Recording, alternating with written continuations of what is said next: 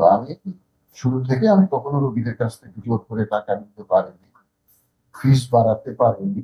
অনেকেরই তো অনেক অভ্যাস থাকে।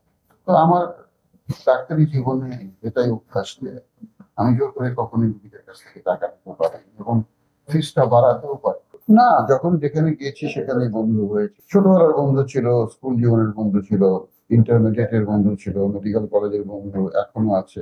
ছোটবেলার বন্ধুরা এখনো আছে আমার অনেক। স্কুলের বন্ধু আমাকে ফোন করে, দেখা হয় না কিন্তু কথা হয় তাদের সাথে। কালকে আমাকে ফোন করেছিল আমার এক বন্ধু, যে আমার সঙ্গে ক্লাস 5-এ পড়েছিল। সে কালকে ফোন করেছিল। স্কুলের বন্ধুরা ফোন করে, যোগাযোগ করেন। আর ইন্টারমিডিয়েটের বন্ধুরা যোগাযোগ করে, মেডিকেলের বন্ধুদের সাথে দেখা হয়, অনেক কাজ হয়। সখ্যতার বিষয়টি আমি বলেছি অনেকবারই স্যারের সঙ্গে দেখা হওয়ার পর। মূল বিষয়টি, হুমায়ুন স্যার আমাকে খুব বিশ্বাস করতেন, দায়িত্বশীল মনে করতেন। এ কারণেই ওনার অনেক জরুরি কাজের দায়িত্ব সবসময় পাবেন। যেরকম একটা ছবি বানাবেন, ছবির পুরো দায়িত্ব আমার কাঁধে ছিল, সম্পূর্ণ দায়িত্ব। শ্রাবণ মেঘের দিনের সবকিছু একদম ফ্রেম তোলা থেকে শুরু করে, তখন তো 35-এ কাজ হতো। এএমসিতে এসে আমি জীবনের প্রথম ফিল্ম, তারপর এখানে এডিটিং হয়েছে, তারপর শ্রাবণ মেঘের দুই হলো, দুই দুয়ারি ছবির সম্পূর্ণ দায়িত্ব আমার উপরে ছিল।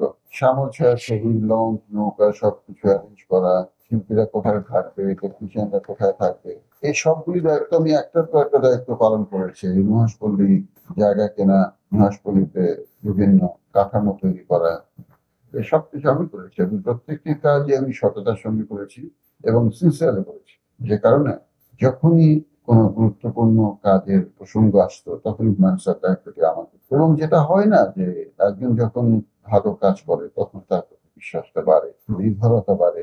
এভাবে স্যারের কাছে আমি সেটা বলবো যে আমার সততা এবং আন্তরিকতার মধ্য দিয়ে।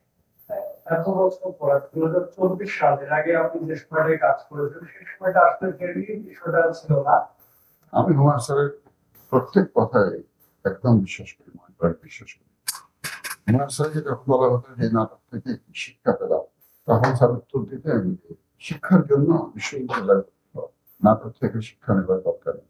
নাটক তোমার বিনোদনের জন্য, সুস্থ বিনোদন। সুতরাং আমিও সেটা বিশ্বাস করি যে নাটক, ছবি আমাদের সুস্থ বিনোদনের জন্য, মনকে সুস্থ রাখার জন্য।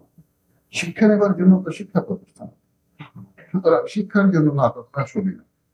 হ্যাঁ, তার মানে এই নয় যে নাটকে, ছবিতে অশ্লীল কিছু থাকবে কিংবা গ্রহণযোগ্য নয় এমন কিছু থাকবে, সেটার পক্ষে আমি না।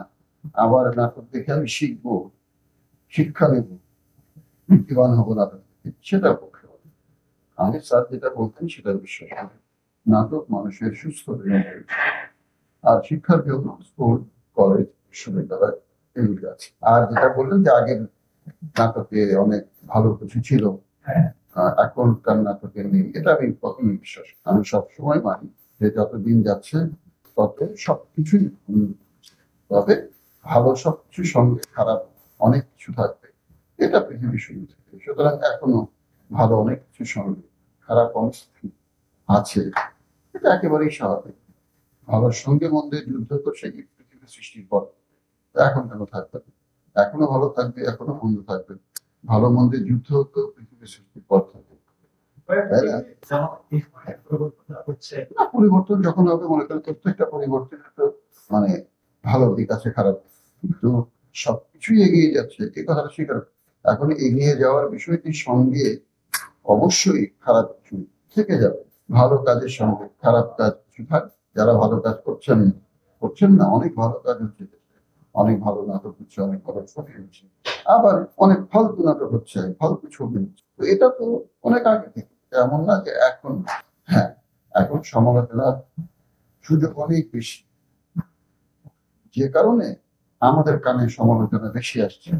আগে একটা নিয়ে নাটক সমালোচনা করতো তার একটা পত্রিকায়, পেপারে, ম্যাগাজিনে, রেডিওতে খুবই কম হতো, টেলিভিশনে খুবই কম হতো।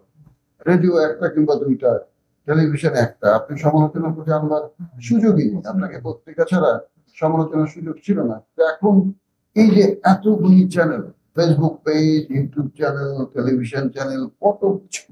সুতরাং সমালোচনা তখনও ছিল, এখনো আছে।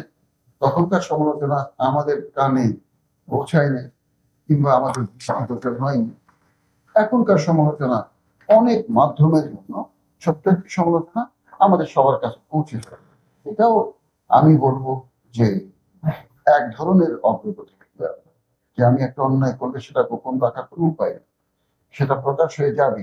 কারণ অনেক সাংবাদিক, অনেক চ্যানেল, অনেক মিডিয়া, এই যে এতগুলি চ্যানেল কাজ করছে, সবসময় আপনারা কাজ করছেন, এর মাধ্যমে একটা অন্যায় যেরকম প্রকাশ পেয়ে যায়, একটা ন্যায় কাজ, ভালো কাজে সেরকম প্রকাশ পেয়ে যায়, যেটা আগে এত বিস্তৃতি ছিল না। বিস্তৃতি কম থাকবার কারণে মানুষের কানে এগুলি কম দিচ্ছে, মানুষ এগুলি কম দেখেছে। এখন বিস্তৃতির কারণে এই একটা ছোট্ট অন্যায়, একটা ভালো কাজ খুব দ্রুত সাধারণ মানুষের কাছে চলে যাচ্ছে। এটি হচ্ছে বিষয়। অন্যায় আগে যা করতো, এখন যে তার থেকে বেশি করে, আমি এটা মানব না।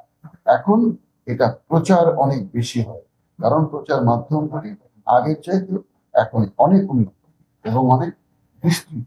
এটি হচ্ছে মূল কারণ। আর এটা হয় কি, রোগীরা দেখবার পরে অনেকেই হয় না যে বেশি আপ্লুত হয়ে যায়, তখন একটা ছবি তুলে এসে অনেক আবেগপ্রবণ স্ট্যাটাস দেয়। এরকম কয়েকটা স্ট্যাটাস থেকেই এটা প্রচারিত হয়েছে। তো আমি শুরু থেকে আমি কখনো রোগীদের কাছ থেকে জোর করে টাকা নিতে পারিনি, ফিস বাড়াতে পারিনি। অনেকেরই তো অনেক অভ্যাস থাকে।